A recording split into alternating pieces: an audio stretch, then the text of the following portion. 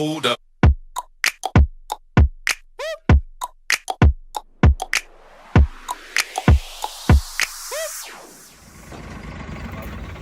As you can probably guess by the intro, I bought another Cummins, but before I get into that truck, I wanted to go over the first Cummins that I bought, what I dubbed the Lamborghini. Here it is driving off with the new owner. Let's listen to it real quick as it drives away.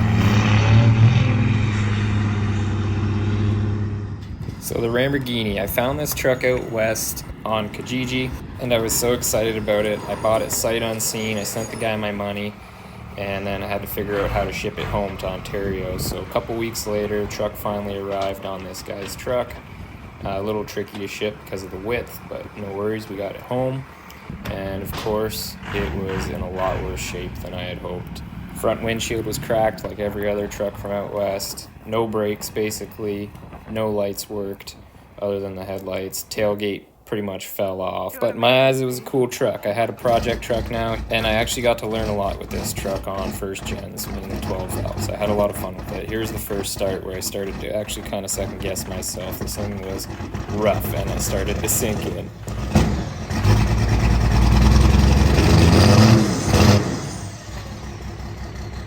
I knew going into this it would need some love. I got this truck for cheap enough that I wasn't too worried about it. But fast forward 2 years and I basically rewired the whole truck, sandblasted the frame, recoated it, new tires, powder coated the rims, all new brakes, lift pump, fuel pin, governor spring. So of course that meant it was time to sell it and move on to the next project.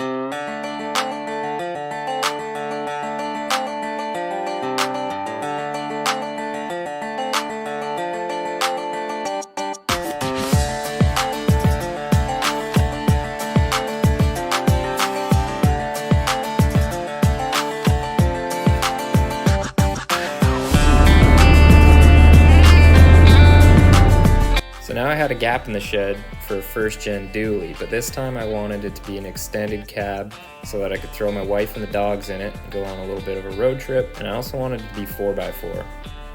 What better place to find that than the US of A? So I took to Marketplace. I ended up finding this truck a little bit rougher than I was actually looking for, but it checked all those boxes I was talking about earlier, and it had a couple hidden little surprises that I was pretty pumped about. First one being the compound turbo setup and the lift pump that was underneath, and it also had this neat little PTO which I've never seen coming off the transfer case, so I thought that was kind of cool. Now this one was rough, not as bad as the Lamborghini was, but I knew I had the skill set now to at least bring it back up to the Ontario safety standards and get it registered. Everything that the truck needed I had tackled before on the Lamborghini, so I was actually pretty grateful for the last 2 years of sleepless nights that truck had given me with all of its wiring and mechanical issues. But I knew nothing on this truck was going to be nearly as bad, so I hit the road, picked up my favorite father-in-law's car hauler, and went to bring me home another first-gen Cummins. My wife was thrilled.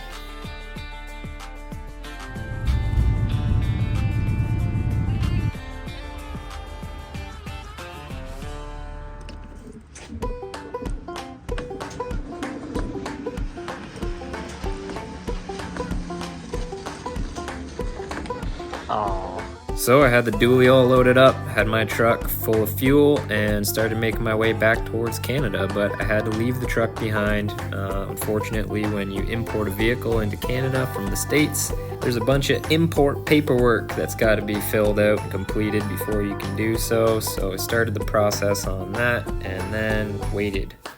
But of course, before I left, I had to get a couple clips of the truck starting up and making some smoke clouds. So here we go.